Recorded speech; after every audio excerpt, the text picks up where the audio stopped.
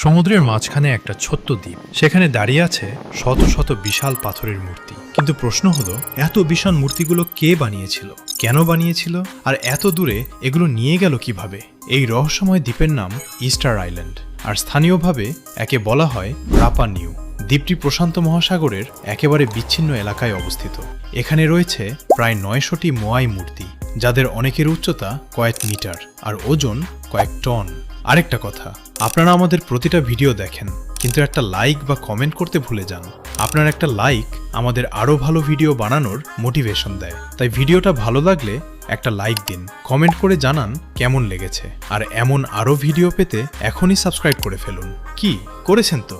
তাহলে চলুন শুরু করা যাক।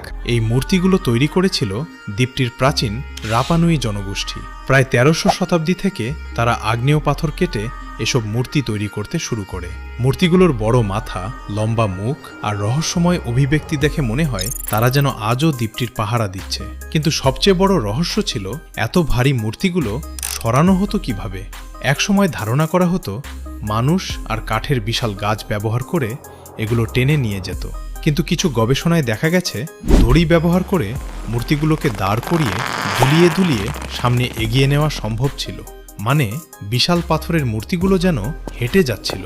আরেকটা রহস্য হলো, কেন এত মূর্তি তৈরি করা হয়েছিল? ধারণা করা হয় এগুলো ছিল গুরুত্বপূর্ণ পূর্বপুরুষ বা নেতাদের প্রতীক।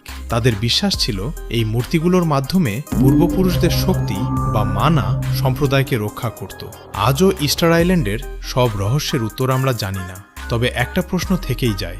আপনার কি মনে হয়, প্রাচীন মানুষ কিভাবে এত বিশাল মোয়াই মূর্তি সরিয়েছিল? টেনে নাকি সত্যি হাঁটিয়ে? কমেন্টে আপনার মতবাদ লিখুন।